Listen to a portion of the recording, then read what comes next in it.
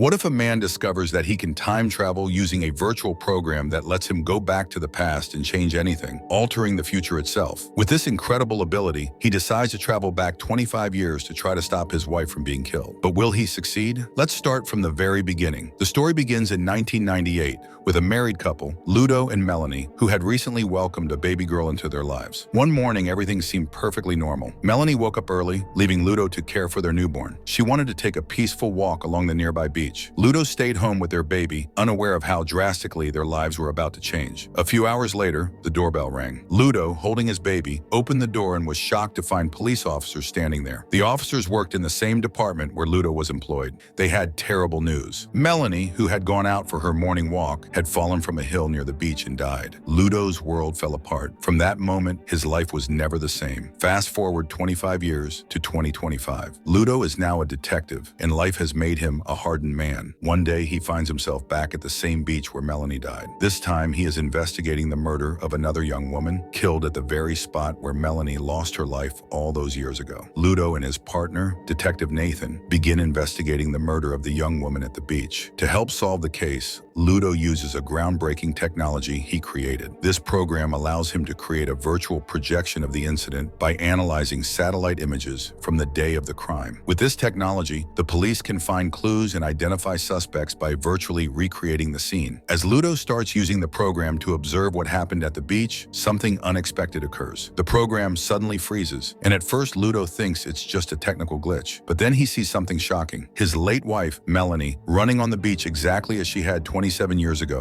in 1998. Ludo is completely stunned and watches as Melanie fully materializes in front of him. He even calls out to her, and to his surprise, she looks back. However, since Ludo has aged, Melanie doesn't recognize him and starts running ahead. Ludo tries to follow her, but because he is still in a virtual reality simulation, he crashes into a wall in the real world. Now he's confused and shaken. Did he just time travel? Or was it all a strange illusion created by the virtual program? Unsure, Ludo turns to Agatha, the creator of this new technology, for answers. He asks her if it's possible to see two timelines of the same place through the program. Agatha dismisses the idea as impossible, but she admits that she added new features to the program and isn't entirely sure how they might behave. Fearing Agatha might think he's imagining things, Ludo decides not to tell her about seeing Melanie. Instead, he goes home to his family. After Melanie's death, Ludo remarried Rachel, who has been a loving stepmother to Juliet, Ludo's daughter, with Melanie. Together, Ludo and Rachel also have a son, Sam. The family of four is happy, with Rachel providing the warmth and stability they needed after Melanie's tragic death. After dinner, Ludo couldn't stop thinking about what had happened earlier. Was it real? Had he truly traveled back in time? And if so, could he use this chance to stop Melanie's death? Determined to find answers, he decided to wake up early the next day and run the virtual program again. To his surprise, it happened again. He found himself back in 1998. This time, Ludo saw Melanie sitting on the beach after her morning run. Nervously, he approached her and started talking. He asked for the date and time, confirming what he feared. He had truly traveled back to a few days before Melanie's death. Melanie seemed confused but remembered seeing him the previous day, which made Ludo realize something strange. Time was moving forward in both 2025 and 1998 at the same rate. Ludo tried to explain everything to her, telling her he was her husband, but from the future, 27 years older. At first, Melanie didn't believe him. Ludo's appearance had changed so much over the years that he no longer looked like the man she knew.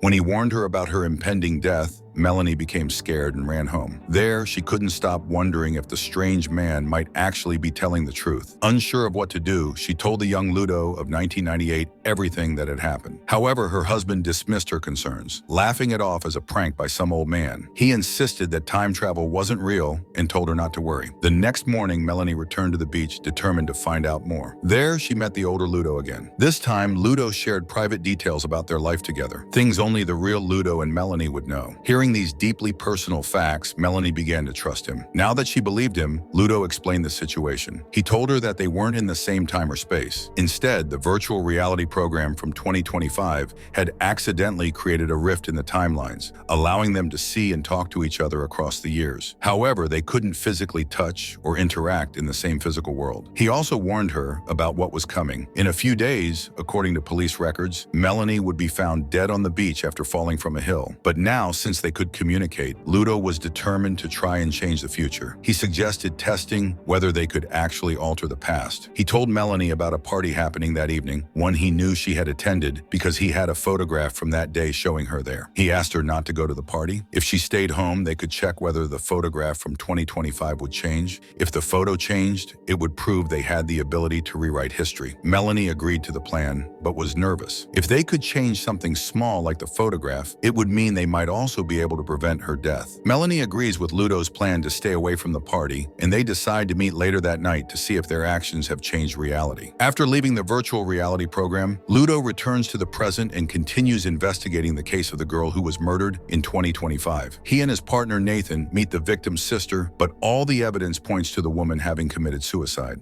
The case is on the verge of being closed. However, Ludo panics. If the case is closed, he won't have access to the virtual reality program again. To buy more time, he tells the victim's sister that the investigation is still ongoing. Nathan begins to grow suspicious, wondering why Ludo is so reluctant to close the case. Left with no choice, Ludo shows Nathan a file created by Melanie years ago and reveals the truth. He can time travel and is trying to save Melanie's life by changing the past. Nathan finds it hard to believe and assumes Ludo is becoming mentally unstable. Even so, he agrees to keep the case open a little longer. Later, Ludo goes home and looks at the old group photo from the party Melanie was supposed to attend in 1998. To his delight, Melanie is no longer in the picture. This confirms his plan worked. Because he convinced her not to go to the party, the future has changed. Excited, Ludo uses the program to return to the past and shows Melanie the altered photo. He explains that they've successfully changed reality and can now prevent her death. According to Ludo's theory, Melanie simply needs to avoid running on the beach on the day of her death, which would stop the accident. Both are overjoyed, believing they've fixed everything. But things aren't so simple. Later, while reviewing Melanie's old file, Ludo discovers something terrifying. Melanie's death date has changed. Instead of dying on the original day, the new timeline shows she will now die 2 days earlier at the same location. Panicking, Ludo tells Melanie about the new development. Both realize that changing the past isn't as easy as they thought. It seems like fate is determined to claim her life. To find more clues, Melanie asks Ludo to show her the photos from her death investigation. While examining the pictures, Melanie notices something strange. She is wearing a ring in the photos that she has never owned or seen before. Suspicious, they decide to investigate the mystery of the ring. Ludo goes to Nathan's house to discuss the ring, but is hit with another shocking revelation. Nathan's entire family has changed in this altered timeline. In the original reality, Nathan had married one of Melanie's close friends after meeting her through Ludo. But now in this new reality, Nathan never met Melanie's friend and has a completely different wife and family. Ludo begins to worry that his attempts to change the past might have also altered his present family. In a panic, he rushes home, fearing the worst. To his relief, his wife Rachel and his son Sam are still there, unchanged in this timeline. But Ludo realizes something heartbreaking. If he manages to save Melanie in the past, it would mean he never marries Rachel, and Sam would never be born. Ludo loves his current family deeply and can't imagine losing them, which puts him in a moral dilemma. Meanwhile, back in 1998, Melanie waits for future Ludo at the beach as they had planned. While waiting, she runs into a co-worker from her office. He mentions that he often comes to the beach at night to relax and begins flirting with her, making Melanie uncomfortable. Frustrated, she leaves before Ludo arrives. By the time Ludo appears in the past through the virtual reality program, she's already gone. Disappointed, he exits the program and, feeling defeated, goes to sleep on the beach in the present. The next morning, Ludo is woken up by his daughter Juliet. To his shock, he notices that Juliet is wearing the exact same ring they had seen in the photos of Melanie's death. This discovery leads to a major breakthrough.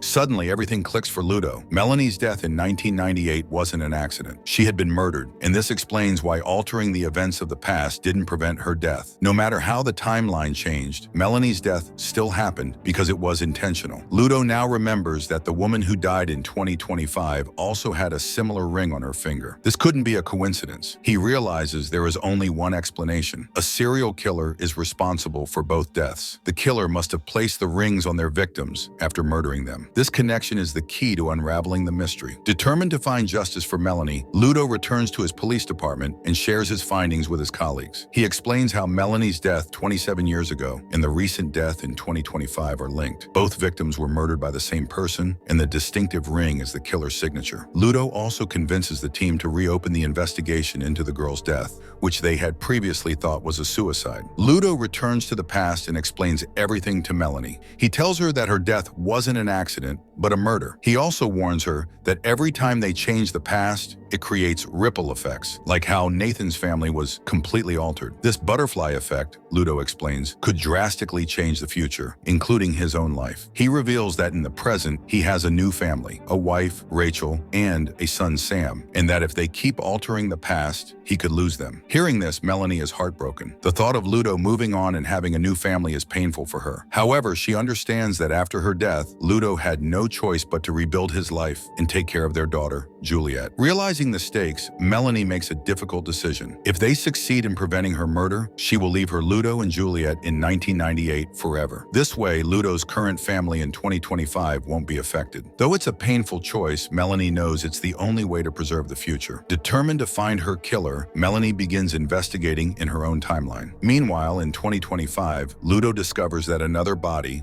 a young man's, was found near the location of Melanie's death. Realizing the murders might be connected, Ludo searches for similarities between the victims. Despite his growing fear of losing his family due to past changes, he tries to maintain a sense of normalcy and has dinner with Rachel, Sam, and Juliet. But the worry never leaves him. Back in 1998, Melanie starts to feel jealous of Ludo's new family. She wants him to belong only to her. Acting on her jealousy, she investigates Rachel and learns that Rachel's living in their country illegally. Driven by resentment, Melanie files a legal complaint against Rachel to disrupt her future relationship with Ludo. Coincidentally, Ludo from 1998 is assigned to investigate Rachel's case. Realizing the danger, Melanie tries to convince future Ludo to leave the case alone. Following Ludo's suggestion, Melanie arranges for her friend to meet Nathan, ensuring they fall in love and get married in the original timeline. Meanwhile, in 2025, Ludo uncovers a critical clue. The rings found on the murder victims, including Melanie, were all purchased from the same jewelry store. Ludo and Nathan visit the store and question the owner, suspecting her son might be the killer. However, the owner refuses to cooperate. Frustrated, Ludo searches the premises without a warrant, causing him trouble at work. Ludo shares the jewelry store owner's photo with Melanie in 1998, suggesting her son might be the one planning to kill her. Melanie tracks down the man and tries to have him arrested by convincing his girlfriend to accuse him of a crime, but the plan fails. Desperate, Melanie confronts the man directly, accusing him of being a killer. Enraged, the man attacks Melanie. Back in 2025, Ludo faces disciplinary action for his unauthorized search of the jewelry store. Frustrated and exhausted, he returns home only to find Rachel and Sam are gone.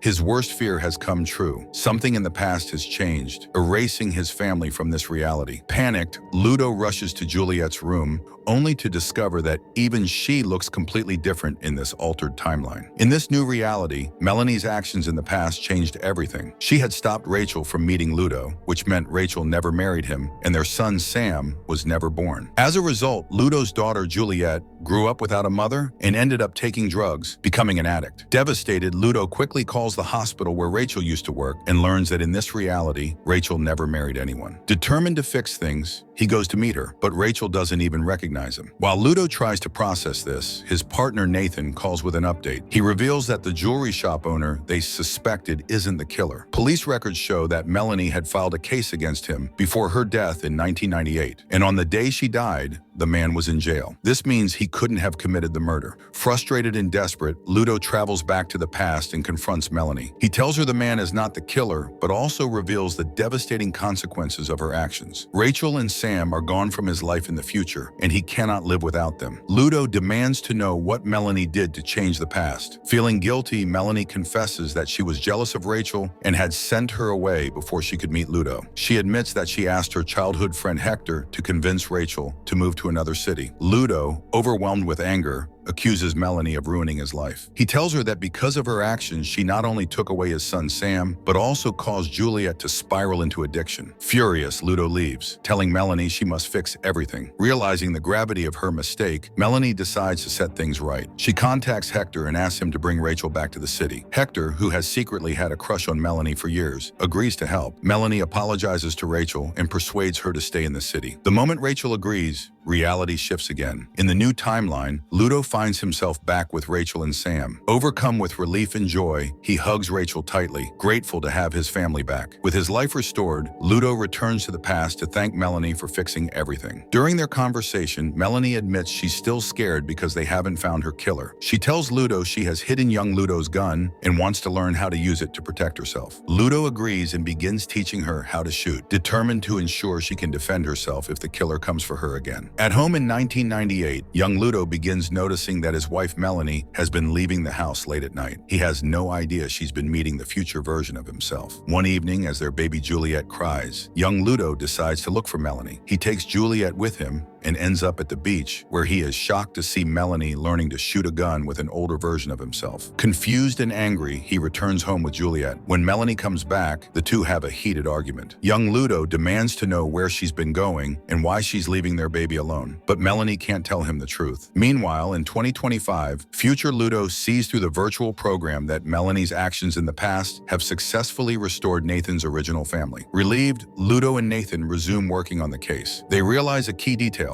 All three murder victims likely knew their killer personally. This strikes Ludo as significant. Why else would someone target these women specifically? He wonders if Melanie might have been stalked by someone she knew. Back in the virtual office, the program's engineer grows suspicious of Ludo. He's been using the system far too often, raising red flags. Ludo makes an excuse, claiming he's searching for critical evidence, and goes back to the past to talk to Melanie. He tells her they need to find the killer quickly because his frequent use of the program is drawing attention. Ludo explains his theory that the murderer is someone the victims knew well. Melanie then mentions one of her co-workers, Nicholas, who has been persistently flirting with her. She suggests that Nicholas might be the killer. Ludo agrees to investigate Nicholas and returns to 2025, where he begins to follow up on this lead. Nicholas becomes the primary suspect in the murders. While trailing Nicholas, Ludo unexpectedly encounters Nathan's wife, Florence. During their conversation, Florence reveals something startling. All the murder victims, including Ludo's wife Melanie, were women Nathan knew personally. This revelation shakes Ludo, as Nathan never told him about these connections. It also leads him to a horrifying suspicion. Could Nathan himself be the killer? In 1998, Nathan also knew Melanie. If he were the murderer, it would explain how the killer has managed to avoid being caught for so many years. As a police officer, Nathan could have used his position to erase evidence and manipulate the investigations. Now Ludo is left with an agonizing question. Is his own partner, Nathan, the killer who has been murdering women for decades, including his wife Melanie? As small changes in the past continue to ripple into the future,